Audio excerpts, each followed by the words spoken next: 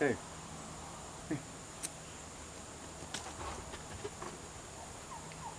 Well, good morning, YouTubers. I hope everything in your world is fine as frog hair. But even if it is, I'm going to try to make it just a little bit better for you. Got my cup of coffee, my pretend cigarette, Winston's in the red box. Smoked them for 25 years. I've been quit for 20 and I still miss them. Anyhow, this cup was given to me by my rheumatologist daddy. Made it.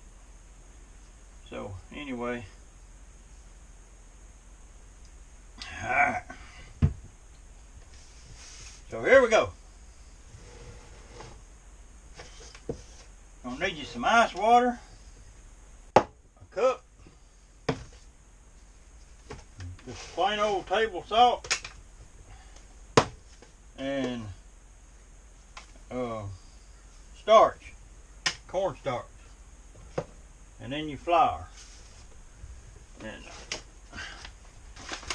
I just use this plain old, just one about cheapest flour you can get. All-purpose flour I'd rather have unbleached, but sometimes they don't have it. And I use this right here whenever I can get it. It's a Kroger brand. Same thing, plain flour. They brown up better if it's unbleached, or a little quicker. And right here is the shortening I use. Alpine. It's that high ratio stuff that they use to make that fondant or fondant or fondue or voodoo or whatever it is, kind of icing with it. And it holds up better. It's got better shelf life if you're selling them. But if you're just making them to eat for yourself or your family, just whatever you got in the house that you cook with, use it. Your Crisco, lard, cheap shortening, whatever you got, it all makes good pies. That there just holds up better if you're trying to sell them. Now, recipe is about as simple as you can make it. 4 cups of that shortening, of that there cheap flour. Dip it in there, pop it a lick or scrape them off. That'd be 3, I believe. And one more would be 4. That's what you do. And then you take your salt,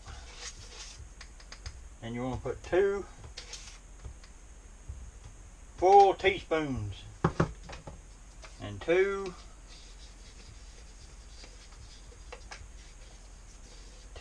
tablespoons of starch.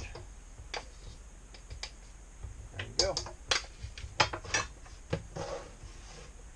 Now, you put this thing in there, and if you ain't got no heavy duty mixer like this, any kind of mixer will do. Any kind of little old $20 stand mixer, anything, you know, just you gotta cut this shortening into that flour. And you can even do it by hand with one of them little old hand things that you cut shortening in with. A knife and a fork, anything just so you get it cut up. But now if you're going to be making a bunch of them, you might as well get you some kind of a mixture. It don't have to be like this, but just some kind of mixture. Turn them on 2. Come over here and get you 3 scoops of shortening, and I think that's a 1/4 cup scoop. So that's 3/4 cup of shortening. And then you put it in here.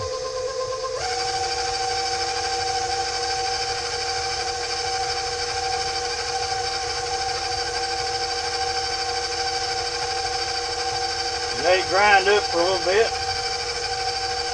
And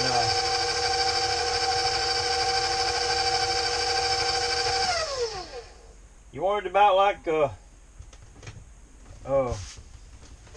cornmeal, something like that, you know. See that right there?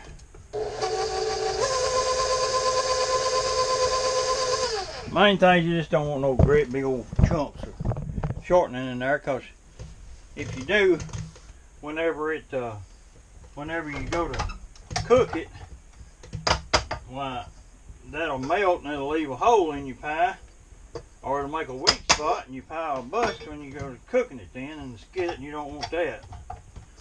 And then you put your dough hook on there and you turn him on.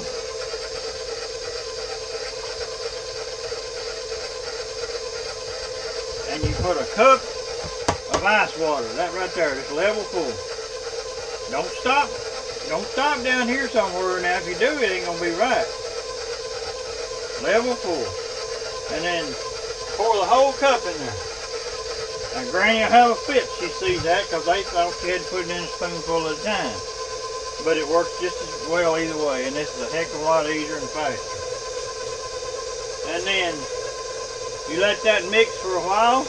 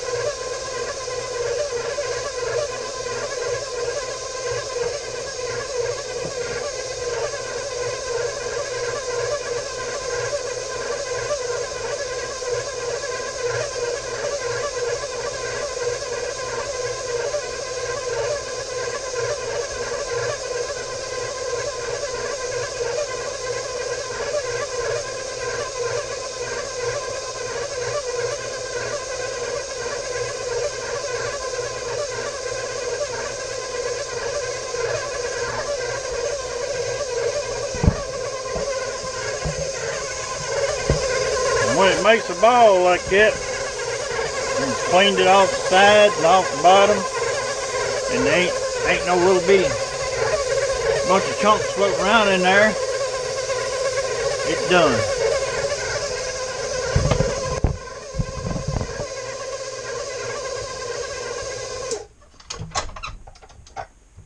That takes about 5 minutes, more or less. And then you take that out, and you want it ain't real stretchy yet, but when it sets a little while, makes that gluten and everything, it'll be real good and stretchy, like a rubber band. You make them into a ball, and you get you some of this here, whatever you got to wrap it up with, whatever you got, whatever brand. If you ain't got nothing else, put it in a Ziploc bag or wax paper or in a bowl with a lid on it or something. And you just want it to be, not have no air get to it or nothing. You just kind of like putting a diaper on a baby. Fold one corner over and another corner over, and then you grab this bottom and bring it up. And then we're going to go one more step and bring this one down. And that's wrapped and ready to go. You pat its bottom and say, adios. But you put that, if you're going to let it sit a while, at least a half hour. Overnight's really good. Leave it in the refrigerator. But if you ain't going to use it for a while, you can put it in the freezer and let it freeze, and it'll last several months as long as it stays wrapped up good and tight. And just take it out and set it over and let it thaw up overnight on the counter or something, or down in the refrigerator. But don't put it in the oven or a microwave or set it out in the windowsill or something like that trying to thaw it up, because you're just going to cook all the grease out of it, and your pies will be tough as shoe leather, and you won't win no awards for that. But that's it. That's how you make them right there. All right, I want to get set up over here and show you how to make them now. See you in a little bit.